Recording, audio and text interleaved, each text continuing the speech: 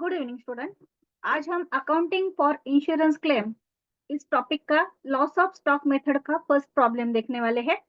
Already Marathi में जो videos है वो अवेलेबल है हमारे चैनल पर, लेकिन उन वीडियोस में मैंने प्रॉब्लम ऐड नहीं किया था क्योंकि मैंने वो मेरे जो स्टूडेंट है कॉलेज के उनके लिए जो लेक्चर लिया था वहाँ उसमें का वो वीडियो है। सो वहाँ पर स्टूडेंट को ऑलरेडी प्रॉब्लम दिए गए थे, तो मैंने उस उन वीडियो में डायरेक्टली सॉल्यूशन लिया है।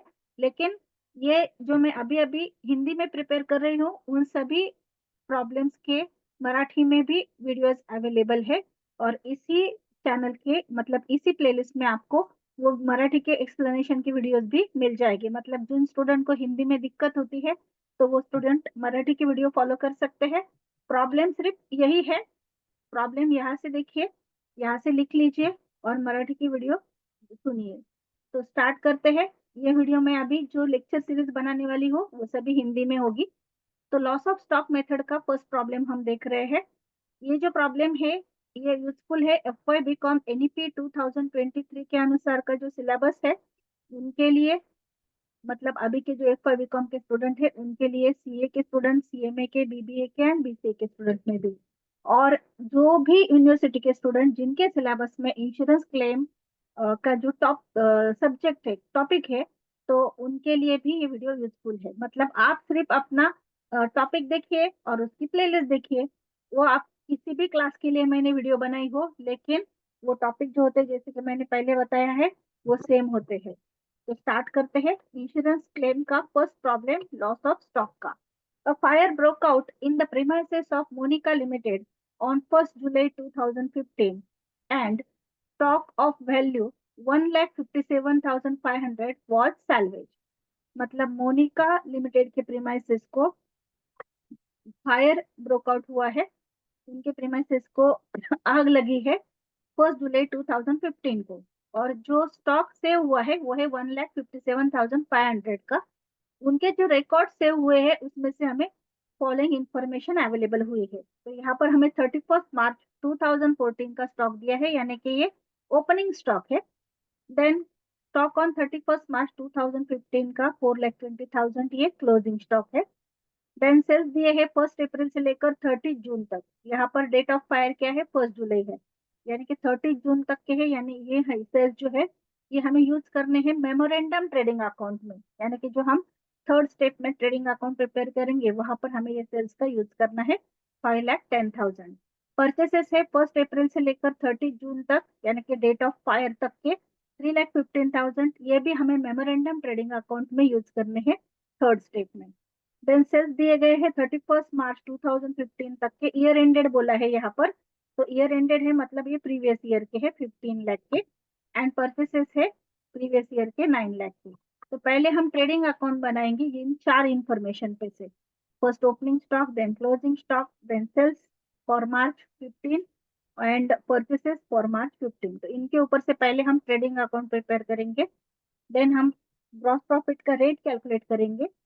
थर्ड स्टेप में हम मेमोरेंडम ट्रेडिंग अकाउंट प्रिपेयर करेंगे, जहां पर ये जो क्लोजिंग स्टॉक है 15 का ये ओपनिंग स्टॉक आएगा। देन ये दो इंफॉर्मेशन है सेल्स एंड परचेसेस की, उनके ऊपर से हम मेमोरेंडम ट्रेडिंग अकाउंट प्रिपेयर करेंगे। तो स्टार्ट करते हैं। फर्स्ट स्टेप में हम ट्रेडिंग अकाउंट प्रिपेयर कर रहे हैं फॉर द ईयर एंडेड 31 मार्च,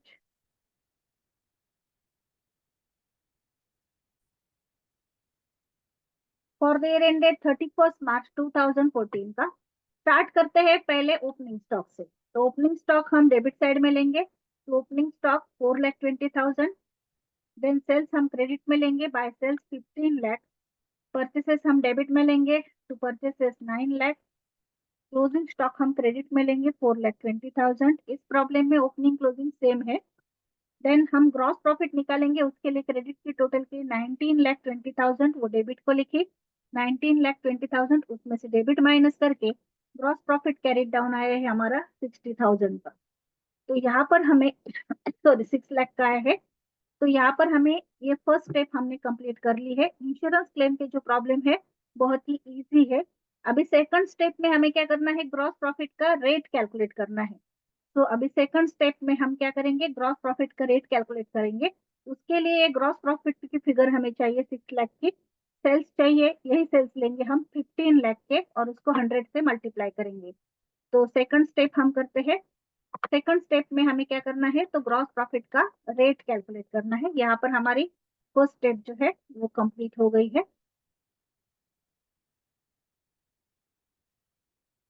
अभी सेकंड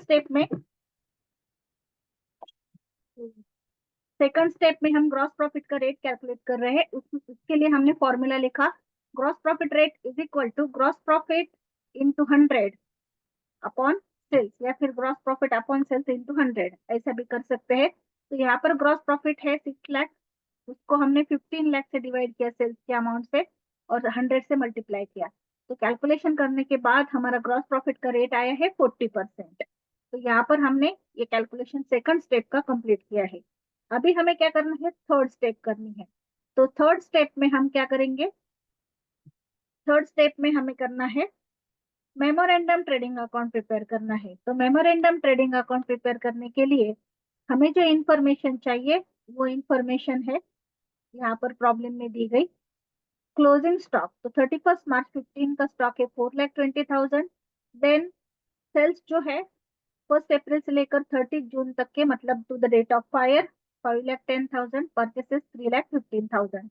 इस इंफॉर्मेशन के ऊपर से हम अभी प्रिपेयर कर रहे हैं हमारा नेक्स्ट स्टेप का मेमोरेंडम ट्रेडिंग अकाउंट। तो ये फर्स्ट ट्रेडिंग अकाउंट हमारा। नेक्स्ट हम कर रहे हैं अभी मेमोरेंडम ट्रेडिंग अकाउंट। यहाँ पर हमने डेट लिखी है, यहाँ पर बाय मिस्टेक फर्स्ट स्टेप आ गई है, मैं थर्ड कर लेती हूँ। तो यहाँ पर हमें डेट लिखनी है for the year 1 April 2014 to 1 July 2014। Sorry, date में करेक्शन है, 1 अप्रैल 15 टू 1 जुलाई 15। यहाँ पर आप 1 जुलाई मतलब जो फायर की डेट है वो भी लिख सकते हैं, या फिर उसका 1 डे बिफोर की डेट भी लिख सकते हैं, यानी कि 30 जून भी लिख सकते हैं। तो फर्स्ट हम लेंगे ओपनिंग स्टॉक, जो प्रीवियस ईयर का क्लोजिंग होगा वो इस ईयर का ओपनिंग होगा, 4,20,000। देन हम सेल्स लेंगे जो हमें प्रॉब्लम में दिए गए हैं 5,10,000। देन परचेसेस लेंगे 3,15,000। अभी यहाँ पर हमें सिर्फ इतनी इंफॉर्मेशन मालूम है, क्लोजिंग स्टॉक मालूम नहीं है और ग्रॉस प्रॉफिट भी मालूम नहीं है। तो हम ग्रॉस प्रॉफिट पहले निकालेंगे ग्रॉस प्रॉफिट के रेट से। तो यहाँ पर हमारा जो ग्रॉस प्रॉफिट का रेट है वो 40% आया है सेल्स के ऊपर। तो इस साल के सेल्स कितने हैं, 5,10,000। तो 5,10,000 के ऊपर 40% निकालेंगे, तो वो हमने कैलकुलेट कर लिए पहले। अभी हम डेबिट साइड की टोटल करेंगे, डेबिट साइड की टोटल करके वो क्रेडिट साइड में लिखेंगे। तो यहाँ पर हमने जो ग्रॉस प्रॉफिट निकाला है वो आया है 2,04,000। तो हमने डेबिट की टोटल की 9,39,000, वो क्रेडिट को लिखी 9,39,000, उसमें से क्रेडिट माइनस करके बैलेंसिंग फिगर जो है वो क्लोजिंग स्टॉक आई है 4,29,000। यानी कि जब फायर ऑकर हुआ था तब हमारे पास जो स्टॉक था वो कितना था, 4,29,000। यहाँ पर हमारी थर्ड स्टेप कंप्लीट हुई है। अभी हमें फोर्थ स्टेप करनी है। फोर्थ स्टेप में हम स्टॉक डिस्ट्रॉयड बाय फायर या फिर एक्चुअली लॉस ऑफ स्टॉक कितना हुआ है वो निकालते हैं। तो उसके लिए हमें value of stock to the date of fire यानी कि क्लोजिंग स्टॉक लेना है 4,29,000। उसमें से स्टॉक सैलवेज या स्टॉक सेव्ड जो है 1,57,500, वो माइनस करना है। तो हमारा value of stock destroyed by fire या फिर लॉस ऑफ स्टॉक आया है 2,71,500। यहाँ पर हमारी फोर्थ स्टेप कंप्लीट हुई है। अभी जो फिफ्थ स्टेप होती है, अगर हमें पॉलिसी की अमाउंट या फिर सम इंश्योर्ड की अमाउंट दी गई होती तो हम फिफ्थ नंबर की स्टेप जो है वो एप्लीकेशन ऑफ एवरेज क्लॉज करते। लेकिन इस प्रॉब्लम में हमें पॉलिसी की अमाउंट नहीं दी है, सो यहाँ पर हम एक नोट लिखेंगे, अमाउंट ऑफ पॉलिसी और sum insured not given, so amount of insurance claim is equal to value of stock destroyed by fire is equal to 2,71,500। So amount of insurance claim 2,71,500। यहाँ पर हमारा प्रॉब्लम ये complete हुआ है। Once again मैं आपको problem और उसका सॉल्यूशन दिखाती हूँ। ये हमारा प्रॉब्लम है, देन ये हमारा ट्रेडिंग अकाउंट है जो हमने फर्स्ट स्टेप में प्रिपेयर किया था। सेकंड स्टेप में हमने क्या किया है, तो ग्रॉस प्रॉफिट का रेट कैलकुलेट किया है।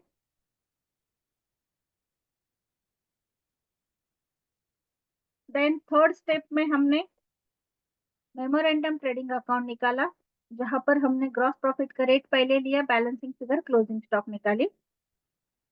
नेक्स्ट हमने स्टॉक डिस्ट्रॉयड बाय फायर या फिर लॉस ऑफ स्टॉक निकाला, एंड लास्ट में हमने नोट दी। तो यहाँ पर हमारा ये प्रॉब्लम कंप्लीट हुआ है, प्रॉब्लम नंबर 1। अभी हमारे लेक्चर सीरीज में डेली आपको एक लॉस ऑफ स्टॉक का और एक लॉस ऑफ प्रॉफिट मेथड का प्रॉब्लम मिलेगा। ऑलरेडी मराठी में सॉल्यूशंस अवेलेबल है, लेकिन उनमें मैंने प्रॉब्लम नहीं शेयर किए थे उन वीडियो में, तो वहां पर आपको प्रॉब्लम नहीं मिलेगा, लेकिन आप हिंदी के वीडियो में से प्रॉब्लम ले सकते हैं और सॉल्यूशन आप चाहे तो मराठी का भी देख सकते हैं। Thank you.